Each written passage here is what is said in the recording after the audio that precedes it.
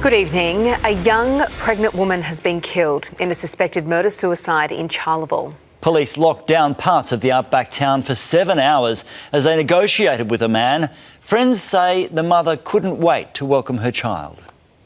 Streets were locked down. The blaze of flashing lights to protect Charleville signalled a truth that was about to break them. It's a terribly sad day for Charleville. A little bit of disbelief that it's actually happened here. Julia Brunsdon was 23 and pregnant, but where the family was meant to grow, her life ended. They were confronted with what was clearly quite a violent crime scene. Found dead along with 45-year-old partner Michael Waltke in a suspected murder-suicide. Early indications suggest when police were called, Waltke yelled out, "I have a gun." Officers retreated and the siege began as tactical backup was called to fly there from Brisbane, 800 kilometres away. A child was rescued by police. That child was taken to hospital and is unharmed, thankfully. Neighbours could hear negotiators. Your mobile phone, police are trying to contact you. After 7 hours, police discovered 2 bodies. It's just way too early for us to speculate. It's quite a complex investigation. No domestic and family violence service out there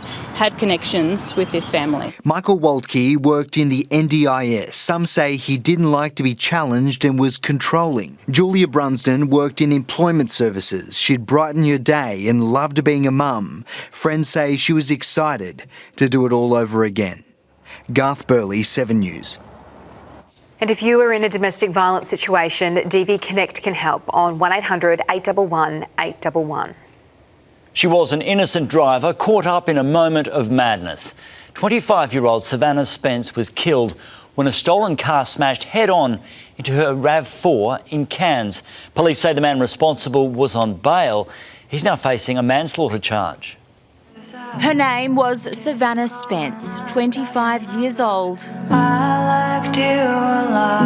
With so much ahead of her, killed, allegedly by this man who police say is 36-year-old Jake Edward Warren. He's accused of stealing and crashing this Land Cruiser head-on into Savannah's RAV4 on the Smithfield bypass. After scrambling from the wreck, Warren allegedly carjacked a 71-year-old, forcing him to drive away. We saw a four-wheel drive come up Reservoir Road, great speeds. Woke up from all the noise, the police and the ambulance at the front. Warren was arrested northwest of the CBD, allegedly under the influence. He's charged with manslaughter, stealing and showing callous disregard for an injured person. Tonight in hospital under police guard. The whole community is just, their heart's been ripped out of them. 7 News can reveal Warren was released on bail in April by a Supreme Court judge to receive cancer treatment. Before a magistrate today, he was refused bail. The Cruiser-Fully government adamant they're overhauling laws to keep serious offenders behind bars. This is a tragedy and my heart goes out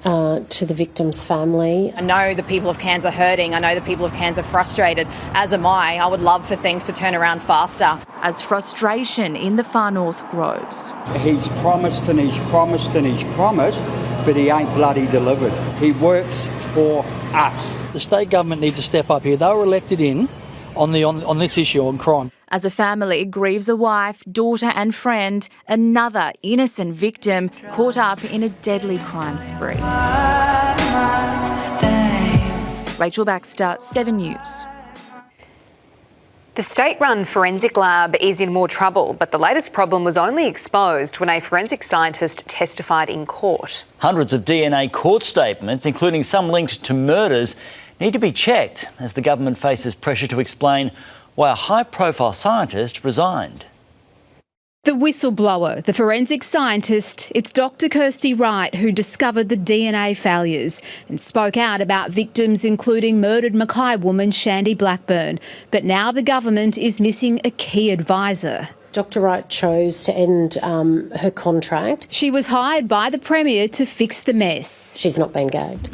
But I would say this about Dr Wright. I really do want to thank Dr Wright. She's walked off the job 6 months into a 12-month role and no one said anything about it. Dr Wright has told 7 News, "My priority has always been to fix the DNA lab, and I remain available to assist the government as needed." The lab boss has revealed a new problem which involves murder suspects and possibly rapists. The science is right.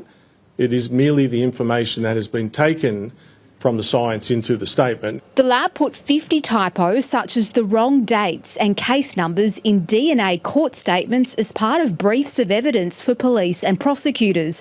The first error was only exposed when a forensic scientist gave evidence in court. I can only apologise that mistakes were made. 300 statements have been checked. No criminal prosecutions have been affected. But Mick Fuller can't guarantee that for another 604 statements facing a review. It would be impossible for me to say no, of course.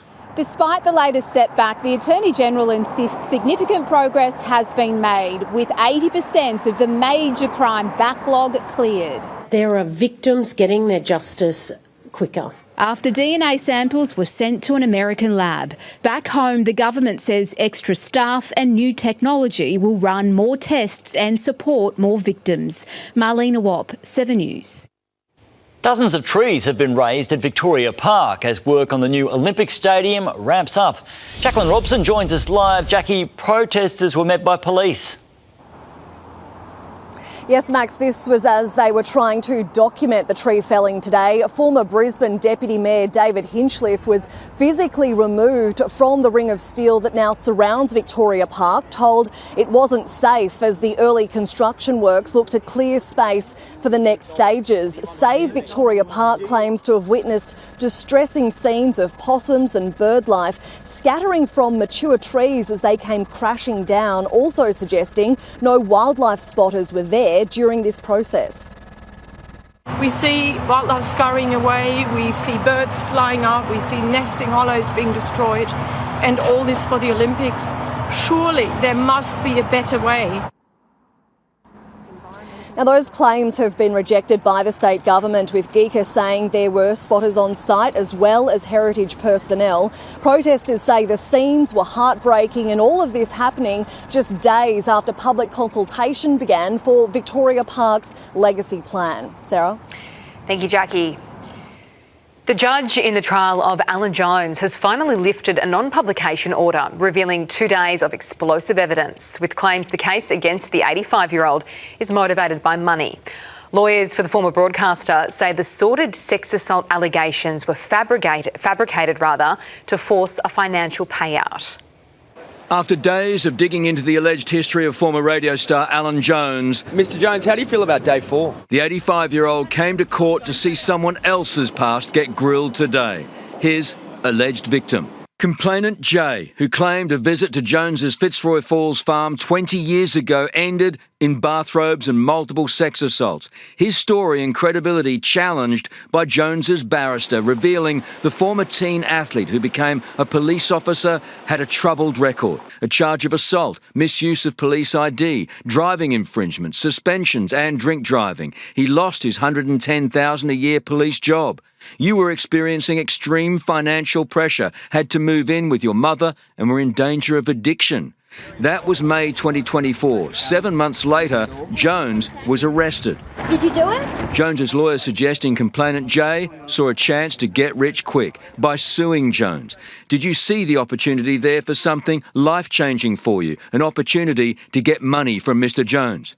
I think I've been very clear. I don't want anything but proper justice, he replied. Soon after the arrest, complainant Jay sent a message to his girlfriend. Once this is all over, I promise to look after you.